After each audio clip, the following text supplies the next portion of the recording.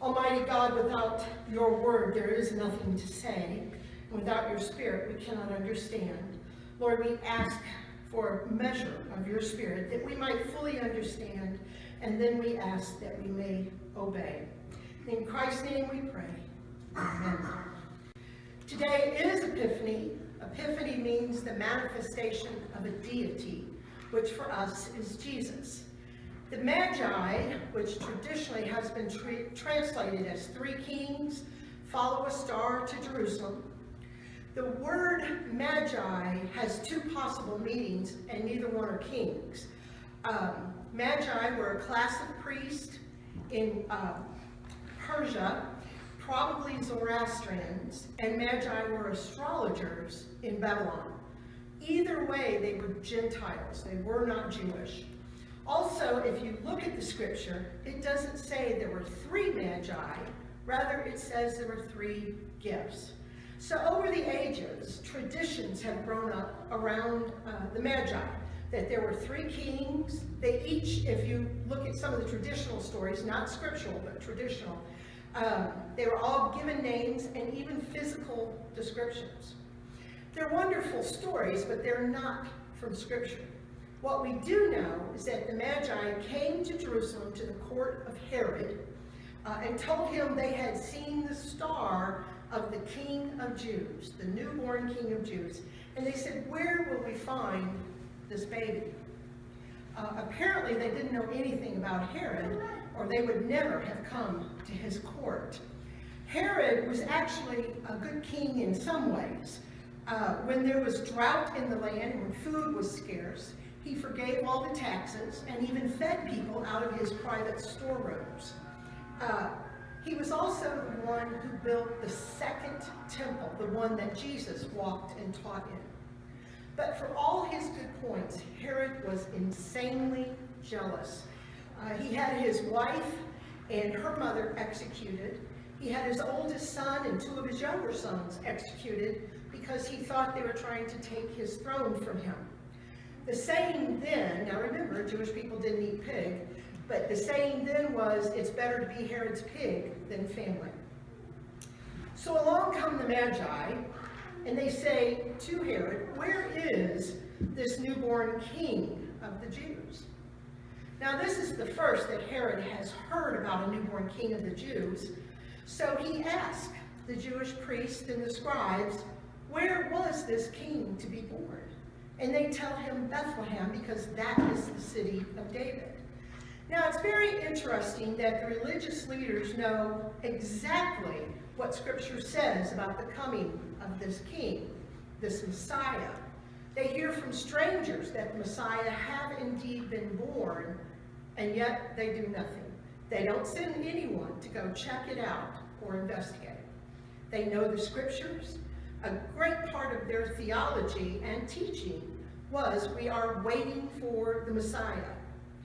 There are many prophecies about the coming Messiah. Jesus filled every one of them, but these leaders, the religious leaders, are completely uninterested in finding out about this newborn king.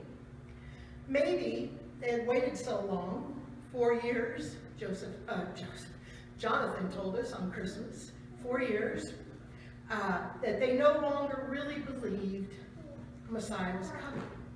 Maybe they had lost hope, maybe because they had gained power and wealth in their position, they weren't interested in finding a Messiah, or maybe they were just afraid of Herod, of what he might do. So they ignored the entire situation and hoped it would go away. But whatever their motive or lack of motive, they did nothing. So strangers from the east, Gentiles, come and they believe. They believe so much they traveled for a long period of time. They brought wealth with them to give to the king, and then they traveled for a long period of time to go back home. These are people who spent time and energy and money to come see this newborn king. Yet the ones who knew the prophecies, ones who were told and told others God was sending a Messiah, they could not be bothered to go and look. As we all know, Jesus upset the status quo. Even as an infant, he upsets the status quo. The religious leaders probably don't want anything to change, maybe because of their positions of status and wealth, maybe because of their fear of Herod, maybe both. And certainly Herod didn't want anything to change. Scripture says that when the Magi told him about the newborn king, he was frightened, and all Jerusalem with him. Herod was frightened he might lose his throne, and Jerusalem was frightened because when Herod was upset, people died. The Magi, learning that the Messiah had been born in Bethlehem, turned their camels in that direction. But Herod stopped them. He said, when you find this newborn king, come back, tell me where he is, so I can worship him also. Herod is going to kill the newborn king. The wise men go to Bethlehem. They find the baby. They find Mary and Joseph. They give their gifts, which Mary and Joseph were probably astounded, happy, and very confused about. But they give their gifts and they leave. But they had been told in a dream not to go back to Jerusalem, so they went home a different way. At this point, we know that Mary and Joseph know that this baby is the Messiah. We know that some night shift shepherds know this baby is the Messiah. And now we know, there's some Gentile Magi who know he is the Messiah. And now Herod wants to know who he is. But the Magi fooled Herod, and they don't go back to Jerusalem. They don't tell him where the baby is.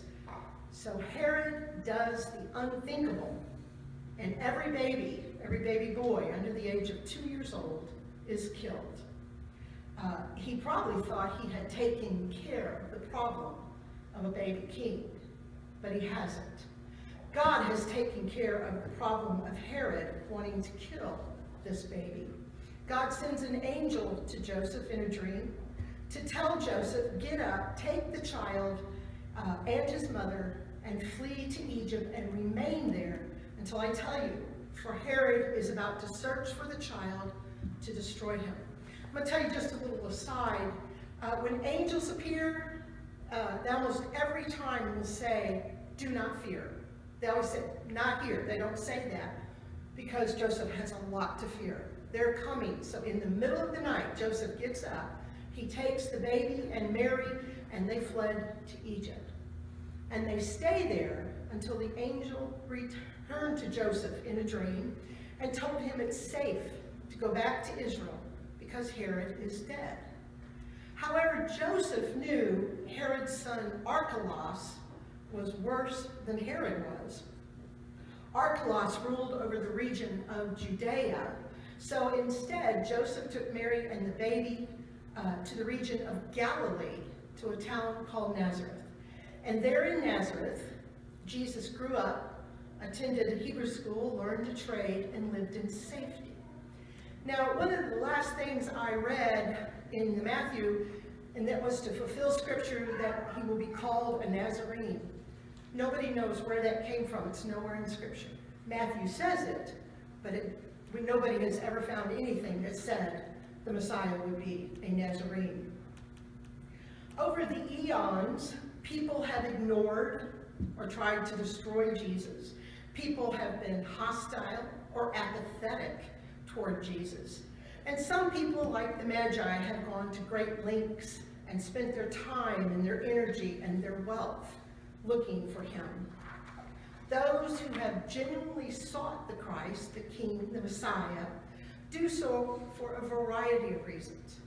Because he is God, because he loves them, he gives meaning to life, because they're not satisfied with the status quo, or all of these and other reasons. Whatever reason you have, whatever reason I have for following the baby king, may we never become apathetic or hostile to him. May we continue to follow and seek him in all that we do and all that we see in the world. Let us pray.